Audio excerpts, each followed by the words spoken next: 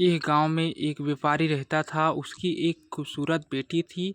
एक बार उसे व्यापारी पर बहुत ज़्यादा कर्ज हो गया था और जिस आदमी से उसे व्यापारी ने कर्ज लिया था वो उसी गांव का था और बहुत ही घटिया आदमी था। तो व्यापारी उस आदमी का कर्ज चुका नहीं पा रहा था। तो उस आदमी ने सारे गांव वालों को जमा किया और व्यापारी के घर पर जाकर व्यापारी से कहा कि अगर तुम मेरा कर्जा दे नहीं पा रहे हो तो अपनी बेटी की शादी मुझसे कर दो। ये सुनने के बाद भी वो व्यापारी चुप रहा क्योंकि वो मजबूर था।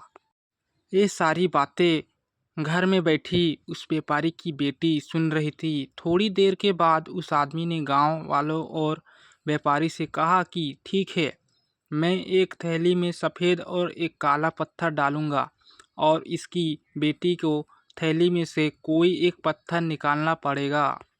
अगर सफ़ेद पत्थर निकला तो मैं कर्ज भी माफ़ कर दूंगा और इसकी बेटी से शादी भी नहीं करूंगा। लेकिन अगर काला पत्थर निकला तो कर्जा तो मैं माफ़ कर दूंगा, मगर इसको अपनी बेटी से मेरी शादी करवानी पड़ेगी। व्यापारी की लड़की इस बात के लिए राजी हो गई और सारे गांव वाले भी। उस आदमी ने थैली के अंदर सबके सामने दो पत्थर डाले, लेकिन बड़े ही चालाकी से उस आदमी ने दोनों ही पत्थर उस थैली में काले डाले थे। और ये व्यापारी की बेटी को दिख गया था कि थैली के अंदर दोनों ही पत्थर काले थे। अब वो लड़की सोच में पड़ गई थी कि मैं जो भी पत्थर निकालूंगी वो काले ही पत्थर होंगे और अगर काला पत्थर निकला तो कर्जा माफ़ हो जाएगा, लेकिन मुझे उससे शादी करनी पड़ेगी। और अगर मैंने सारे गांव वालों को ये बात बता दी कि इस आदमी ने थैली में दोनों ही पत्थर काले डाले हैं तो कर्जा भी माफ़ नहीं होगा और ये आदमी आज नहीं तो कल मेरे बाबा से बदला ज़रूर लेगा। लड़की ये सोच ही रही थी कि लड़की को तभी थैली से पत्थर निकालने को कहा गया। लड़की ने थैली में हाथ डाला और एक पत्थर बाहर निकाला और बिना किसी को बताए उस पत्थर को ज़मीन पर गिरा दिया। और ज़मीन पर गिरने के बाद वो पत्थर दूसरे पत्थरों में मिल गया। तभी लड़की ने सबसे कहा कि अब कैसे पता चलेगा कि मैंने जो पत्थर निकाला था वो सफ़ेद था या काला था। लड़की ने कहा थैली में जो दूसरा पत्थर है उसे देखो, अगर थैली में सफ़ेद पत्थर है तो मैंने काला पत्थर निकाला था और अगर थैली में काला पत्थर है तो मैंने सफ़ेद पत्थर निकाला था।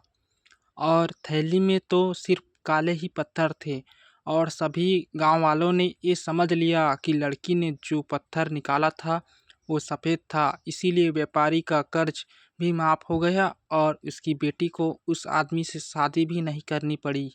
ज़िंदगी में इंसान कई बार मजबूर हो जाता है और उसके सामने जो हालात होती है उसे उसी के हिसाब से चलना पड़ता है।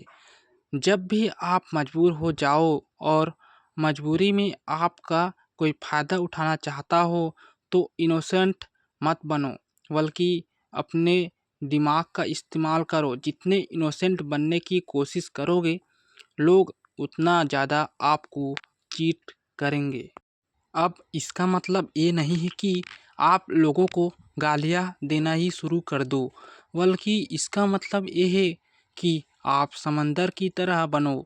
मतलब ये है कि आप समंदर की तरह खामोश रहो, लेकिन उसकी गहराइयाँ की तरह अपने दिमाग में नॉलेज रखो। थैंक यू ये छोटी सी कहानी सुनने के लिए। अगर आपको मेरी यूट्यूब चैनल अगर पसंद आए तो एक लाइक और एक सब्सक्राइब ज़रूर कीजिए।